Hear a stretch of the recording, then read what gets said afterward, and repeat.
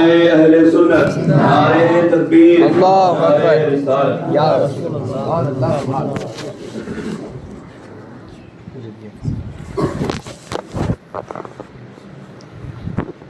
السلام علیکم ورحمۃ اللہ وبرکاتہ۔ نحمدہ و نصلی علی رسولہ الکریم، اما بعد، فاعوذ باللہ من الشیطان الرجیم، بسم اللہ الرحمن الرحیم، ان اکرمکم عند اللہ اتقاکم، صدق اللہ العظیم۔ آئیے سب سے پہلے ہم اور آپ مل کر اپنے آقا و مولا دونوں عالم کے مالک و مختار روح فدا جناب محمد رسول اللہ صلی اللہ تعالیٰ علیہ وسلم کی بارگاہ بےکس پناہ میں اپنی محبتوں کا نظارہ پیش کرتے ہوئے درود پاک کا ہدیہ نچھاور کریں۔ اللہم صلی علی سیدنا مولانا محمد معدن الجود والکرم و آلہ و اصحابہ و بارک وسلم صلاۃ و سلاما علیک یا رسول اللہ۔ ہمارے سید صاحب اور دیگر علماء کرام، ان سب سے آپ نے حضور اشرف الفقہاء علیہ رحمۃ و رضوان کے تعلق سے کچھ نہ کچھ باتیں سنی، اور خاص طور سے مولانا سرفراز صاحب کا جو انداز ہے نا، وہ بہت ہی نرالا انداز ہوتا ہے۔ ویسے ہر ایک کا اپنا اپنا انداز ہے، اور آپ لوگ کچھ میرے تعلق سے جو تصور رکھتے ہیں یہ آپ کا حسن ظن ہے۔ دعا کر فرمائیں کہ اللہ تعالیٰ آپ کے حسن ظن کے مطابق مجھ گنہگار کو بنا دے۔ یقیناً یہ میری خوش قسمتی تھی اور خوش قسمتی ہے اور یہ رہے گی کہ حضور اشرف الفقہاء علیہ رحمۃ و رضوان کے ساتھ ایک عرصہ دراز، یعنی 41 سال کا عرصہ حضرت کی خدمت میں رہنے کا اتفاق ہوا۔ یہ جتنی باتیں ان علماء کرام نے ارشاد فرمائیں کہ حضرت کی جو سوچ تھی آپ لوگوں نے بھی دیکھا، صورت والے اس بات کو بخوبی سمجھ سکتے ہیں کہ حضرت کا مشن کیا تھا، مسلک اعلیٰ حضرت کی اشاعت۔ کئی چہرے ایسے یہاں موجود ہیں جو برسہ برس سے حضرت کی بارگاہ میں حاضر آتے اور حضرت کی نجی محفلوں میں۔ آپ لوگوں سے میں پوچھتا ہوں، آپ لوگوں نے کیا کبھی ایسا سنا کہ کسی بھی عالم دین کی کوئی توہین یا تذلیل؟ جو قریب رہیں وہ ذرا اللہ کے گھر میں بیٹھے۔ ایک دوسری بات، جس محفل میں حضرت ہوتے، یقیناً وہ ساری باتیں آپ نے ان حضرات سے سنی۔ میں نے تو سفر میں بھی دیکھا، حضر میں بھی دیکھا، یہاں بھی دیکھا، باہر بھی دیکھا، حج میں بھی دیکھا۔ یقیناً الحمدللہ میں تحدیث نعمت کے طور پر عرض کر رہا ہوں کہ میرے حضرت جیسا میں نے کسی کو نہیں پایا۔ اور ابھی انہوں نے تو میرے حوالے سے ہی کہا کہ جب حضور اشرف الفقہاء کا وصال ہوا، یہ خوش قسمتی ہے میری، حضرت نے وصال سے 4 دن قبل جب حضرت ہاسپٹل سے تشریف لائے گھر، اس وقت تو یہی دعا کر رہا تھا۔ اب وہ تو ایک ہیلا اور بہانہ، موت کا ایک وقت متعین ہوتا ہے۔ حضرت کو ہاسپٹل تو لے کر گئے لوگ ناگپور والے، اور نس کا پرابلم تھا، تکلیف تھی، پہلے بھی ہو چکی تھی یہ تکلیف، لیکن ڈاکٹر نے نہ معلوم کیسے کیا ہیلا بہانہ کیا اور حضرت کو دواخانے لے کر چلے گئے۔ اور اس وقت کے ماحول کو اس سے واقف ہے کہ حالات کیا تھے، کچھ ہو نہ ہو بس کورونا کے اندر آدمی کو ڈال دیا جائے۔ ہم لوگوں نے کوشش کی، یہاں سے ہم لوگ ایک بار بیچ میں گئے بھی، لیکن ملاقات نہ ہو سکی، دواخانے تک نہ پہنچ سکے، آ گئے۔ لیکن حضرت جب ہاسپٹل سے گھر تشریف لائے، میں یہی دعا کر رہا تھا، مولا حضرت بس جلد از جلد گھر تشریف لے آئے، کیونکہ ہم یہاں کی پوزیشن دیکھ رہے تھے کہ حالات کیا تھے۔ جس کسی کا انتقال ہو رہا تھا اس زمانے میں، اس کے تعلق سے بتانے کی ضرورت نہیں، آپ سب کو معلوم ہے۔ تو ہم یہی دعا کر رہے تھے، لوگوں سے بھی بس دعا کرو اللہ تعالیٰ حضرت کو گھر لے آئے۔ حضرت جس دن گھر پہنچے، حضرت کی آخری جو کلپ تھی اس میں بھی یہی جملہ تھا، میرا بیٹا غلام مصطفیٰ کل انشاءاللہ۔ یقیناً یہ میرے لیے کتنی بڑی خوش قسمتی کی بات ہے، حضرت نے اس ناچیز کو اس وقت بھی یاد رکھا۔ اور جب پہنچا ہوں، حضرت اس قدر خوش ہوئے ہیں دیکھ کر کے، مسکرائے، آپ آ گئے۔ یہ میرے حضرت کی محبت تھی، اور اس وقت بھی آپ سب کو یاد کیا، تمام مریدین معتقدین کو یاد کیا، اور دعائیہ جملے ارشاد فرمائے۔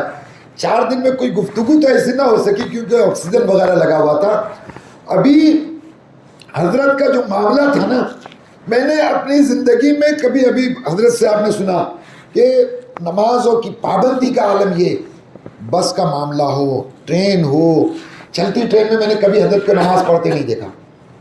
کون کیا کر رہا ہے اس پر آپ مت جاؤ.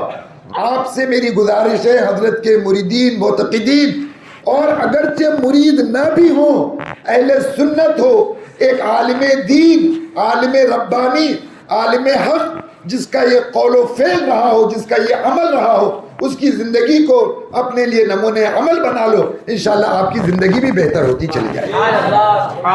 حضور اشرف الفقہا کے کتنے مریدین ایسے ہیں جن کو میں جانتا ہوں کہ کل ان کے چہرے پہ داڑھیاں نہیں تھی، جب وہ سلسلے میں داخل ہوئے الحمدللہ انہوں نے داڑھی رکھ لی. نمازی نہیں تھے، نمازی بن گئے.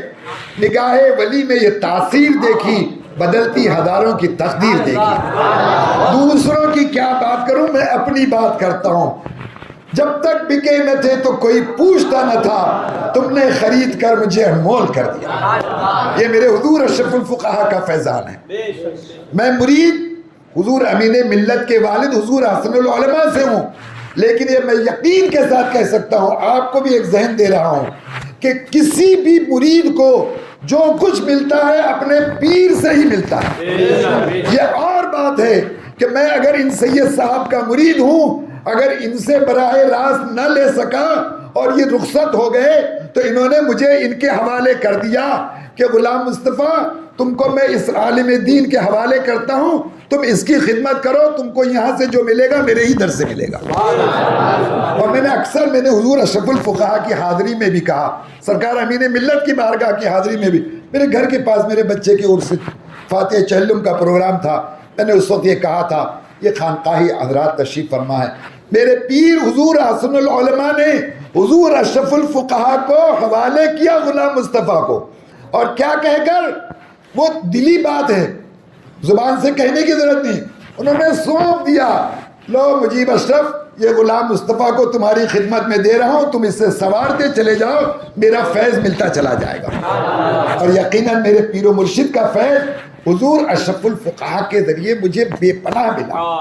ابھی آپ نے حضرت حضری صاحب سے سنا، حج کے لیے حضرت تشریف لے آتے، بلا مبالغہ کہہ رہا ہوں، میں نے تو ایک بار نہیں کئی بار دیکھا، ہزاروں لوگوں کے حج صرف حضور اشرف الفقہا کے مکہ معظمہ میں حاضری کی بنیاد پر درست ہوئے. ایسے ایسے مسائل، ابھی انہوں نے کہا نا یہ 20 سال تھے، اور یہ ناچیز تو آج ہی حاضر آیا ہے. یہ مفتی فیروز صاحب نے وسیلہ بنایا سید صاحب کو، ہمارے مفتی سلیم صاحب کو میسیج کرتے ہیں، حضرت کا عرس منایا جا رہا ہے. حضرت میرے حضرت کا عرس ہوگا تو حاضر آنا ہی ہے، لیکن انہوں نے دعوت کی. اس خادم کو حاجت نہیں، خادم کل بھی خادم تھا، آج بھی خادم ہے، کل حضرت کا خادم تھا، آج آپ کا یہ خادم ہے. میں نے اپنی زندگی بہت سادگی والی رکھی، اور سادہ ہوں، من آنم کے من دانم. یہ علماء کرام ہیں، ان کی تو ہم کو آپ کو قدر و منزلت کرنی ہے. خادم تو صرف یہی چاہتا ہے کہ میرے حضرت کا جو مشن ہے اس مشن کو اپنائے رکھو. میں نے اس سے پہلے بھی عرض کیا تھا، ایک بات پھر واپس دہرا دوں اور بات کو ختم کروں. حضور اشرف الفقہا علیہ رحمت و رضوان کے ساتھ سال میں میرا خیال ہے ہم لوگ 365 دن میں 300 دن تو ساتھ میں رہتے تھے.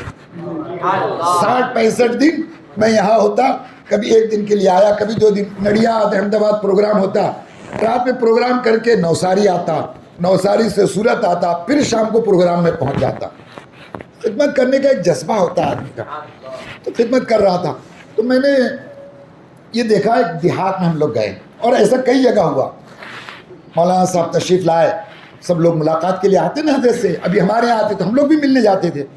اور یہ تو الحمدللہ میں بہت فخر کے ساتھ کہہ سکتا ہوں کہ جیسے ابھی ٹکٹوں کی بات سید صاحب نے کہی کہ اگر کسی عالم کا بیان لینا ہو تو عالم صاحب تو اپنی جگہ پر، ان کے جو خادم ہوتے ہیں نا وہی پہلے سے تاریخ دیں گے اور کہیں گے فلائٹ کی ٹکٹ بھیج دو، اکاؤنٹ میں اتنے پیسے ڈال دو. غلام مصطفیٰ کے بارے میں کوئی مائی کا لال آج بھی نہیں بتا سکتا کہ کسی سے غلام مصطفیٰ نے تقاضا کیا ہو کرائے کا. تقاضا تو دور کی بات، ٹکٹیں بنوا لی ہے.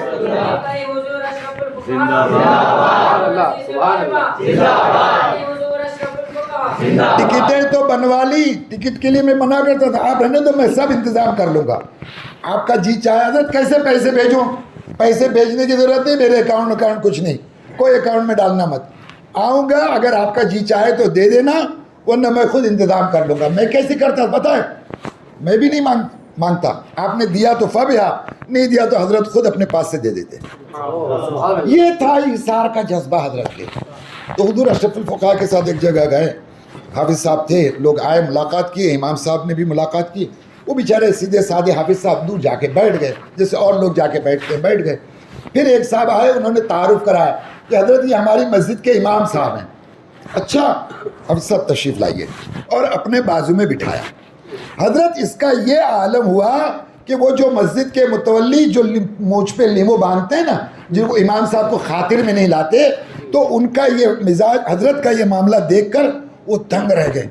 हमारे पीर हमारे इमाम साहब को इतनी इज्जत दे रहे हैं, तो हमें इमाम को कितनी इज्जत देना चाहिए। ये हमको दर्स दे रहे थे हुजूर अशरफुल फुक़हा, इमामों के साथ कैसे पेश आना।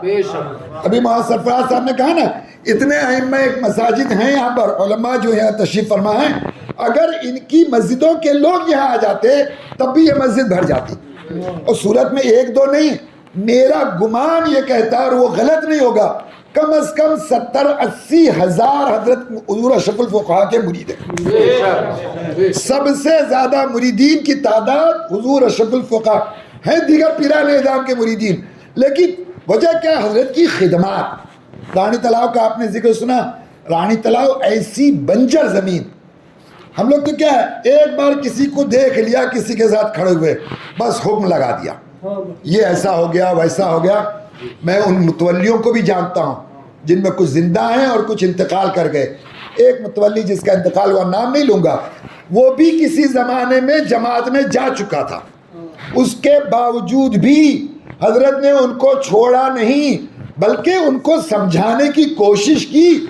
और ये आलम हो गया कि वही रानी तालाब जहाँ देवबंदियों ने मारने की भी कोशिश की, और वही खाटकी लोग आगे पीछे स्कूटर, और यहाँ से रानी तालाब से रात को ले जाते थे जीवन ज्योत टाकिस के पास, यासीन भाई माखड़ा के घर पहुँचाने के लिए।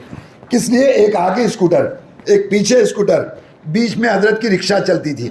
वो ज़माना भी हमने देखा, देवबंदियों ने किस कदर उनको परेशान करना चाहा। एक सैयद साहब उस ज़माने में कमिश्नर थे सूरत के अंदर, उनके पास फरियाद लेके पहुँचे, यही सूरत के हाफिज़ बरदस वाले, मनियार फैमिली वाले, उनमें की सब पुराने घाघ लोग, कहने लगे इसके बयानात यहाँ बंद कराओ। तो सैयद साहब थे, कमिश्नर तो थे ही, लेकिन आले रसूल भी थे और पढ़े लिखे तो थे ही। अब उन्होंने कहा कि भाई मैं ऐसे पाबंदी नहीं लगा सकता। बोले फिर? तो बोले उसके लिए आप मुझे कैसेट ला करके दो, मैं सुनूंगा, उसके बाद बताऊंगा, आप 2 रोज बाद आ। वो कैसेटें उस ज़माने में ऐसे बड़े रिकॉर्डर होते थे, वो कैसेटें ला करके उनको पहुँचाई उन्होंने। 2 दिन उन्होंने सुनी, और उन सैयद साहब का खुद का बयान है कि मैं सिविल ड्रेस के अंदर रात में आकर के उनके बयान को रानी तालाब में सुना। और जब 2 दिन बाद वो लोग आए तो मैंने उनसे कहा कि मैं कैसे ऐसे आलिम पर पाबंदी लगाऊं जो कुरान और हदीस पढ़ रहा है। अगर ऐसी वैसी बात कर रहा हो तो मैं पाबंदी लगाता। अल्हम्दुलिल्लाह मैं मुसलमान भी हूँ और सैयद भी हूँ, मैं ऐसे पर पाबंदी नहीं लगा सकता। अल्लाह ताला की तरफ से कैसा उन पर फजल व करम नाजिल हुआ कि आज रानी तालाब, और रानी तालाब का मजमा तो कैसा होता, आप लोगों को खूब बताने की उसकी ज़रूरत नहीं, सिर्फ ये इसलिए बता रहा हूँ कि रानी तालाब में किस कदर कुर्बानियाँ पेश की। और कोई गरीब का मकान हो, इस मोहल्ले में भी तशरीफ़ ला चुके हैं, कहाँ कहाँ नहीं लेकर गया। वो असल में मामला ये होता कि बुज़ुर्गों के साथ में अगर कोई खादिम अच्छा हो ना, और वो भी खादिम कब अच्छा होगा, जब मखदूम की नज़र भी ऐसी हो। मामला ये होता है, खादिम में कुछ नहीं होता, वो तो मखदूम की निगाहों का मामला रहता है। और आज भी अल्हम्दुलिल्लाह मेरे हुजूर अशरफुल फुक़हा का मुझ पर बेपनाह फज़ल व करम है। हज़रत का मिशन क्या है? मसलके आला हज़रत की इशाअत, जो आपने उलमा से सबसे सुना। अल्हम्दुलिल्लाह आपका ये इदारा दारुल उलूम अनवार रज़ा, ये उसी नहज पर, ये हज़रत का हम पर करम ही तो है। बेशक। ये सूरत में एक इदारा था, लोगों ने चाहा कि यहाँ कायम हो, हज़रत ने कहा नहीं, اس لیے کہ ایک ادارہ ہے، اب یہاں قائم کرنے کا مطلب یہ ہوگا کہ مخالفت میں کھڑا ہو رہا ہے، نہیں ہم اس سے دور ہٹ کے کریں گے، اور وہ وہابیوں کے شہر میں قائم ہوا، اور آج اللہ تعالیٰ نے اسے کتنا عروج عطا فرمایا۔ یہ حضرت کا ہم اہل سورت پر بہت بڑا احسان ہے کہ ہمارے لیے ایک مضبوط قلعہ بنا دیا۔ اب ہمیں چاہیے کہ ہم اسے پروان چڑھائیں۔ آپ کے ہمارے سبھی کے بچے بچیاں سب پڑھ رہے ہیں، اب تو اسکول، یہ حضرت کا ایک خواب تھا جو الحمدللہ وہ شرمندہ تعبیر ہوا۔ گزشتہ سال حضرت کے عرس کے موقع پر، چاند کے اعتبار سے تو ہم نے ناگپور میں کیا تھا، اور انگریزی اعتبار سے 6 تاریخ کو نوساری کے اندر اسکول کی نئی تعمیر کا افتتاح ہوا۔ اب ان سال انشاءاللہ پھر 6 اگست آنے والی ہے، اور 6 اگست کو لڑکیوں کی ایک نئی عمارت کا سنگ بنیاد انشاءاللہ رکھنا ہے۔ اگر حالات سازگار رہے تو بڑا پروگرام، اور نہیں تو کم از کم حضور سرکار امین ملت شہزادہ حضور حسن العلماء انشاءاللہ تشریف لا رہے ہیں۔ 6 اگست کو یاد رکھیں، آپ کو میڈیا کے ذریعے یا واٹس ایپ کے ذریعے اطلاع مل جائے گی کہ حضرت کب پہنچ رہے اور کیا وقت ہے۔ وہ حالات دیکھ کر ہم انشاءاللہ، کیونکہ آج ہی آیا ہوں، ابھی تک کچھ معاملات بات چیت بھی نہیں ہو پائی ہے، یہ میرے بڑوں کا کرم ہے۔ حضور حسن العلماء نے اپنے بیٹے کو کہا، خود ان کا فون آیا، میں حضرت سے ملنے گیا، ملاقات نہیں ہو سکی، فون پہ بات ہوئی، میں نے بعد میں بتاؤں گا۔ پھر حضور امین ملت نے، میرا موبائل مولانا عبدالقادر صاحب کے پاس تھا، تو رات میں ایک دن فون آیا ابھی 1 ہفتہ پہلے کہ غلام مصطفیٰ کہاں ہیں؟ تو بولے حج کے لیے گیا ہے۔ بولے اس نے 6 تاریخ کے لیے کہا تھا، کیا پروگرام ہے؟ تو انہوں نے بتایا کہ حضور اشرف الفقہاء کا عرس بھی ہے اور سنگ بنیاد بھی رکھنا ہے۔ ٹھیک ہے، کہہ دیجیے گا غلام مصطفیٰ سے میں آ رہا ہوں۔ یہ بڑے کرم کے ہیں فیصلے، یہ بڑے نصیب کی بات ہے، یہ ان بزرگوں کا کرم ہی ہے کہ بات اب تک بنی ہوئی ہے۔ اللہ تعالیٰ ہماری آپ کی سب کی بات بنائے رکھے، ہمیں حضور اشرف الفقہاء کے بتائے ہوئے نقش قدم پر چلائے، اور ان کی زندگی کو ہم مشعل راہ بنا لیں، تو انشاءاللہ ہمارا بیڑا یہاں بھی پار ہوگا، وہاں بھی پار ہوگا۔